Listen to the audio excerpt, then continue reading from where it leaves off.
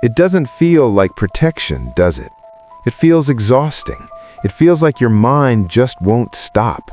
One small change, one delayed reply, one slightly different tone, and suddenly you're spiraling. You replay conversations, you analyze words, you read between lines that may not even exist. And the worst part? You know it's too much, but you still can't stop. So let me ask you something, honestly. Have you ever ruined your own peace just by thinking too much? Have you ever turned a simple moment into a storm inside your head? If yes, then listen carefully, because this isn't just overthinking. This is your mind trying to protect you. It's not overthinking, it's your mind trying to prevent a pain it already knows. Somewhere in your past, something taught you that connection is fragile, that people can change, that attention can disappear, that love can leave without warning. And when that happens to you enough times, your brain doesn't forget, it adapts. As a child, you don't have control over what happens around you, but you do have one powerful tool, awareness. So you start paying attention to everything, every shift, every silence, every small signal.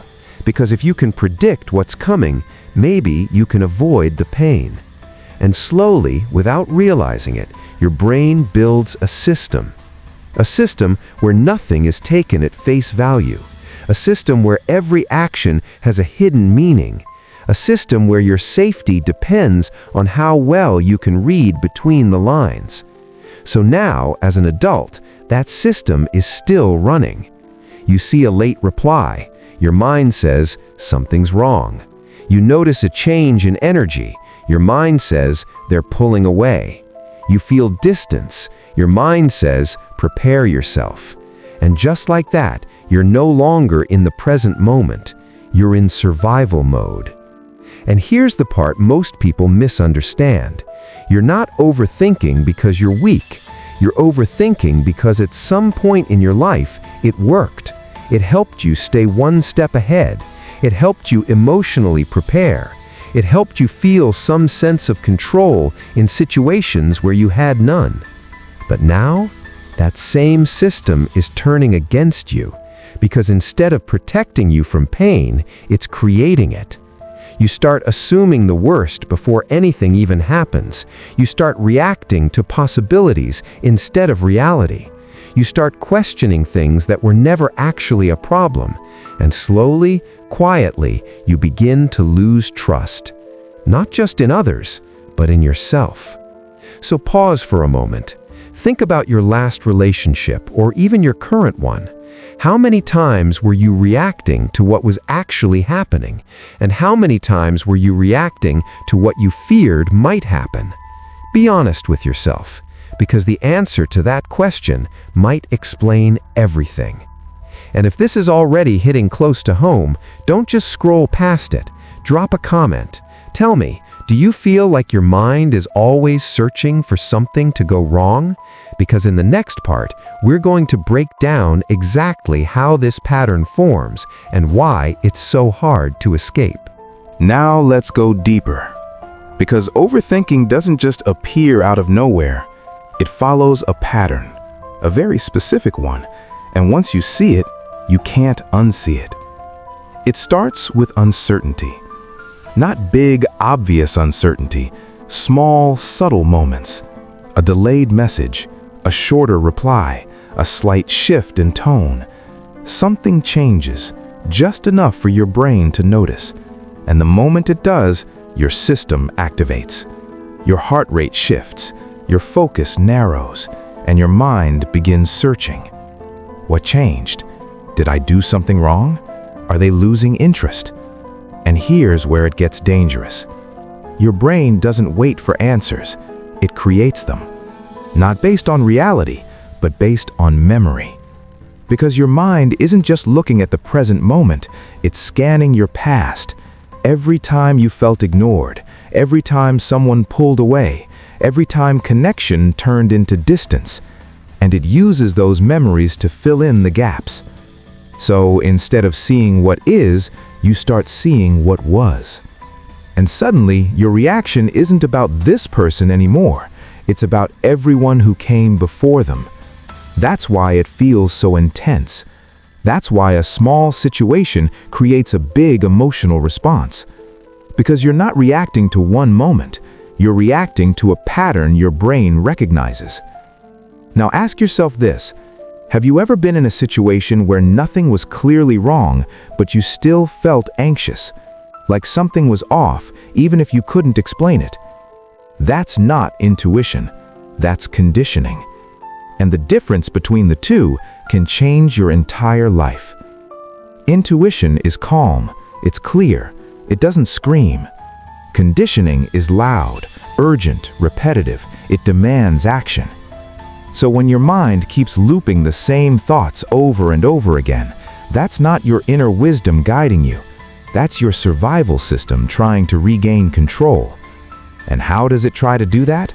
By overanalyzing everything. You start checking messages multiple times, you reread conversations, you look for hidden meanings, you try to decode every word, every pause, every emoji, as if somewhere inside all that, there's a truth that will finally give you peace. But it never does. Because the goal of overthinking isn't clarity, it's control. And the more you chase control, the more trapped you feel. This is where a lot of people get stuck. They believe if they just think a little more, analyze a little deeper, they'll figure it out, they'll find the answer, they'll feel safe again. But instead, they create distance.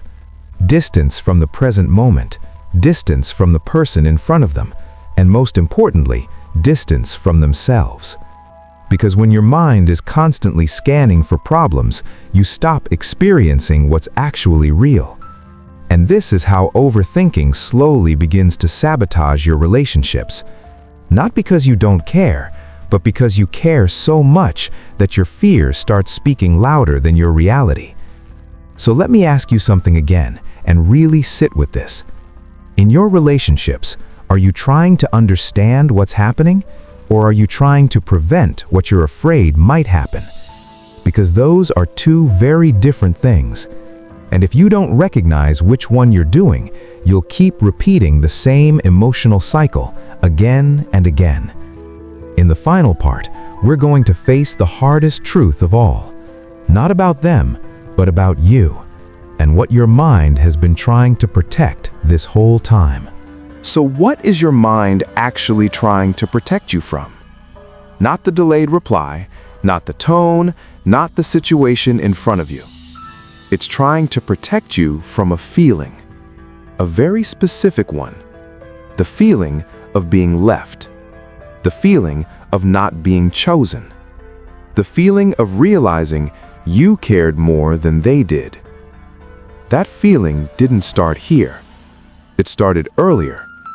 Maybe in moments you barely remember. Maybe in relationships that ended without closure. Maybe in a childhood where attention felt inconsistent, where love felt uncertain, where connection didn't always feel safe. And when you experience something like that, your mind makes a quiet decision. Never again. Never again will I be caught off guard. Never again will I be the last one to realize something is wrong. Never again will I feel that helpless. So now, every time something feels even slightly similar, your system activates. Not because the same thing is happening, but because it might. And your brain doesn't deal in certainty, it deals in possibility. So it prepares you for the worst just in case. But here's the truth that changes everything. You're not protecting yourself from pain, you're reliving it in advance.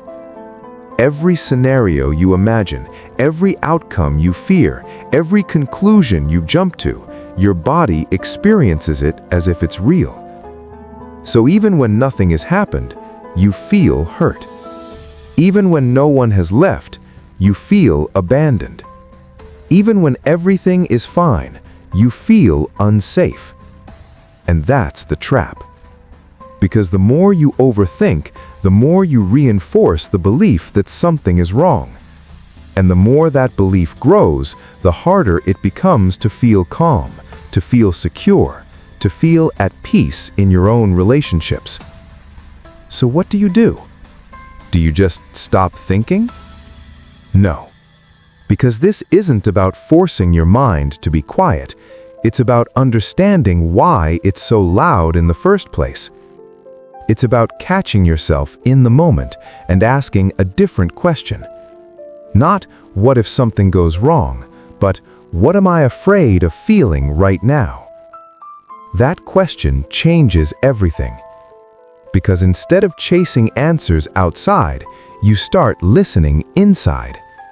You start recognizing the part of you that's scared, the part of you that learned to expect loss, the part of you that still believes love is something that disappears. And instead of running from that feeling, you stay with it. You don't judge it, you don't fight it, you don't try to silence it. You understand it. Because that's where real safety begins. Not in controlling every outcome, not in predicting every possibility, but in knowing that even if something does go wrong, you'll be able to handle it. That you won't abandon yourself, that you won't lose yourself trying to hold on to someone else. And slowly, your mind begins to learn something new. That not every silence means rejection, that not every change means loss, that not every moment needs to be analyzed to be understood. But this takes time. There will be days where you fall back into old patterns, where your mind starts racing again, where you feel that familiar anxiety creeping in. That's okay. That doesn't mean you failed. It means you're in the process of unlearning something that once kept you safe. So be patient with yourself. And more importantly, be honest with yourself. Because the goal isn't to stop overthinking completely. It's to stop letting it control you. Now, I want you to answer this, and I want you to be real about it. When something feels uncertain in your relationship, what do you do first? Do you seek clarity, or do you assume the worst? Drop your answer in the comments. I read more than you think. And if this made you see your patterns a little more clearly, don't forget to like this video, because it helps it reach someone else who might be silently struggling with the same thing. And if you're ready to understand yourself on a deeper level, stay here. Because the next video might explain the part of your mind you've been fighting your entire life.